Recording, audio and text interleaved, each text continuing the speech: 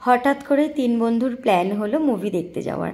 পরশুদিন দুপুরবেলা প্রীতমার phone, পাপিয়ার phone, নূপুর movie দেখতে যাবে? যাবে, চলো অযোগ্য মুভিটা দেখতে যাব। অনেক দিন ধরে ঠিক করছিলাম দেখতে যাব, যাওয়া হচ্ছিল না। তো যাই হোক, এই অযোগ্য মুভিটা আমার দেখার বেশ অনেকদিন ধরে ইচ্ছে ছিল।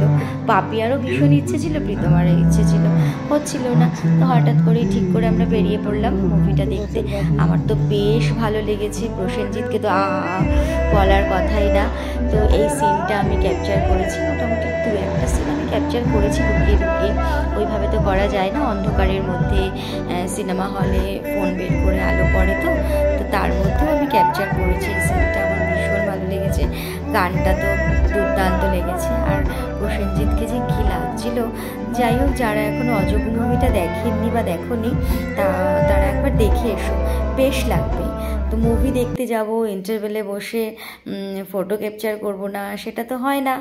আর যে মুভিটা দেখতে যাব তার সামনে দাঁড়িয়ে ফটো তুলব না, সেটাও হয় না, তুলতেই হবে।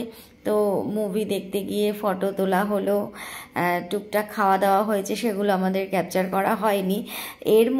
এমতো অবস্থায় তো সব শপিং মল বন্ধ হয়ে গেছে। 7টায় আমাদের মুভি টাইম ছিল, 9:30 10টা বেজে গেছে, 9:30 বেজে গেছে। তো তার মধ্যে আমরা টুকটাক শপিং করেছি, একমাত্র কলকাতা বাজারটাই খোলা পেয়েছিলাম। আমার ভাইয়ের বার্থডেও ছিল, একটা কিছু কিনবো চিন্তা ভাবনা করেছিলাম, গেলাম। তো পাপিয়াও বেড়াতে যাবে, ও একটু শপিং করে ফেললো, তার মাঝখানে প্রীতমাও শপিং করে ফেললো। তো আমার শপিংটার ক্যাপচার হয়নি। এই ছিল আজকে আমার ভিডিওটা। আমি তো খুব ভালো বলতে পারি না, সেই কারণে খুব একটা ভালো করে বলতে পারলাম না হয়তো। যাই হোক, একটু দেখো কষ্ট করে তোমরা।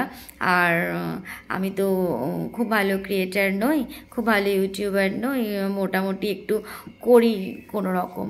তবুও তোমরা যদি আমাকে সাপোর্ট করো, ভালো লাগবে, খুশি হব। আশা করব তোমরা আমাকে সাপোর্ট করবে।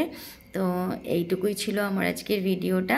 প্লিজ ভালো লাগলে লাইক, কমেন্ট, শেয়ার করো। আশা রাখছি তোমাদের সাপোর্ট পাবো। আজকের মতো টাটা।